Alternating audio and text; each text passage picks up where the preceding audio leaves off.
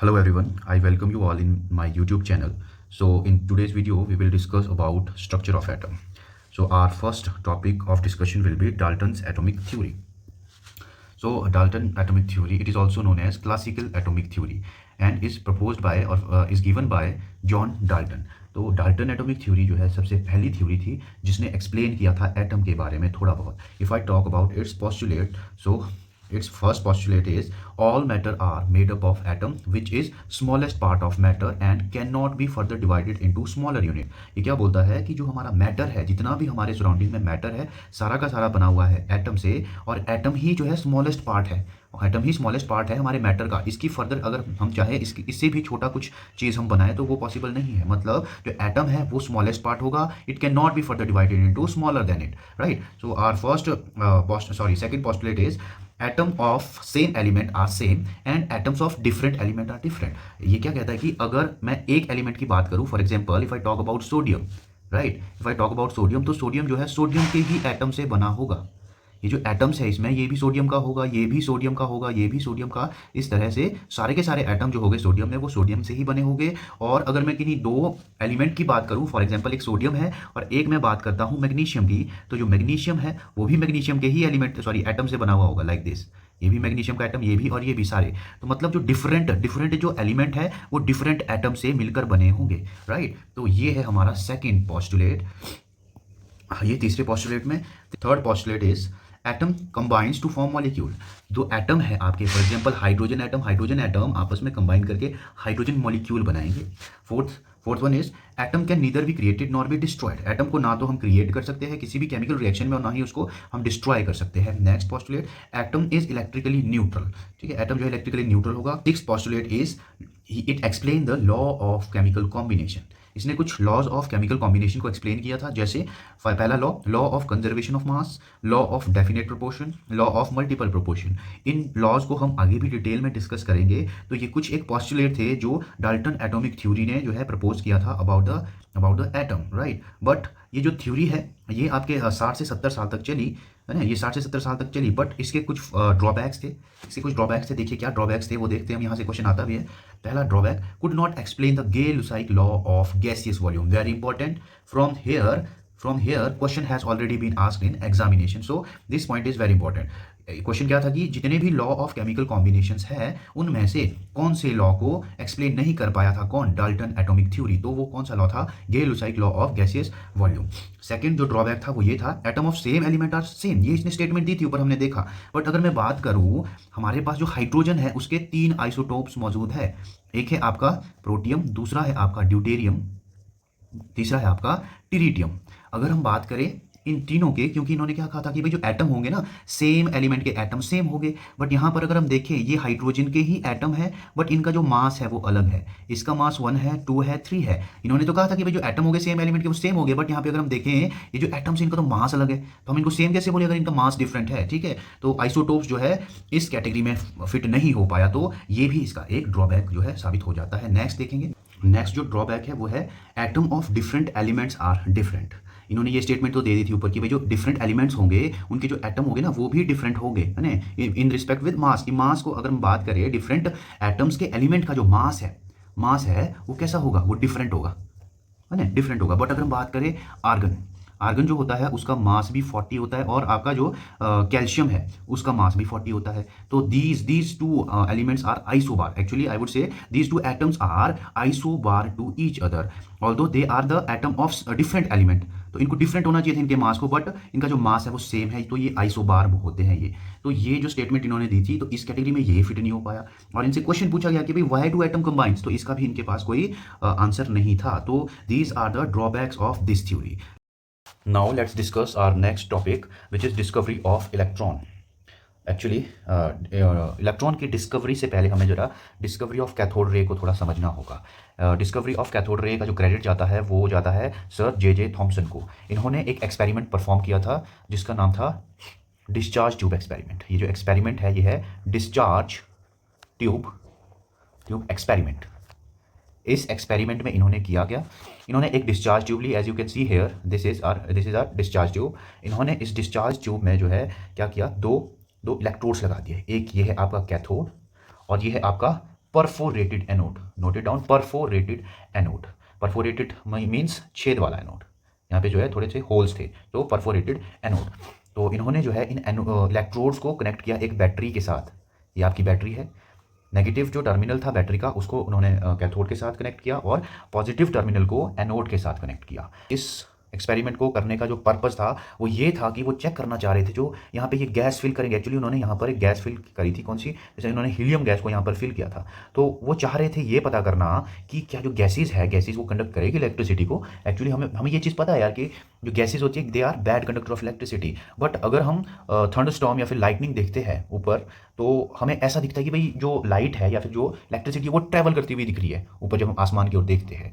तो वो भी यही चाह रहे थे कि हम जब ऊपर देखें, ऊपर आसमान में जब लाइटनिंग होती है तो जो इलेक्ट्रिसिटी है वो ट्रैवल करती हुई दिखती है। अब ऊपर भी तो गैस के ही पार्टिकल है, तो ऐसा भी क्या हो जाता है कि ऊपर हमें ये ट्रैवल करती हुई दिख जाती है। बट जो है यहाँ पर अगर हम बात करें जो हमारे घर के आसपास जो पोल्स लगे होते हैं, इलेक्ट्रिसिटी पोल्स, उनके और हमारे बीच में भी तो गैस है एज अ मीडियम, तो उसमें तो इलेक्ट्रिसिटी जो है वो ट्रैवल नहीं कर पाती है। तो ऐसा क्या था, तो उन्होंने यही चीज़ को पता करने के लिए ये एक्सपेरिमेंट किया था। तो उन्होंने, मैंने आई हैव सेड दिस के उन्होंने यहाँ पर फिल करी थी हीलियम गैस। हीलियम गैस उन्होंने फिल करी थी, ये helium gas, sorry helium gas. तो जब उन्होंने, ध्यान से सुनना इस चीज़ को, जब उन्होंने जो बैटरी से जो पोटेंशियल है वो 10,000 वोल्ट इतना पोटेंशियल लगाया और यहाँ पर जो गैस फिल करके रखी हुई थी वहाँ पर जो प्रेशर था गैस का वो 0.0001 mm ऑफ Hg रखा। जब उन्होंने ये दो इतना जो है प्रेशर रखा और इतना पोटेंशियल वोल्ट लगाया, तब उनको जो है यहाँ पर जो ये जिंक सल्फाइड की ये जो प्लेट लगाई थी उन्होंने, यहाँ पर ये एक ZnS जिंक सल्फाइड की प्लेट लगाई थी। एक्चुअली इसकी प्रॉपर्टी होती है जब इसमें कोई पार्टिकल टकराता है तो ये जो शाइन करने लगती है। तो जब उन्होंने इतना जो है प्रेशर रखा और इतना जो है पोटेंशियल लगाया तो उनको यहाँ पर कुछ चमकता हुआ दिखा। जब उनको यहाँ पे कुछ चमकता हुआ दिखा तो उन्होंने सोचा यार ये हो ना हो यहाँ से कुछ ना कुछ तो है जो कैथोड से आ रहा है एनोड की ओर, और यहाँ पर जब इस पर स्ट्राइक कर रहा है तो ये चमक रहा है। तो यही थी वो रेज। उन्होंने इसको पहले रे का नाम दिया और उन्होंने जो नाम दिया वो था कैथोड रेज।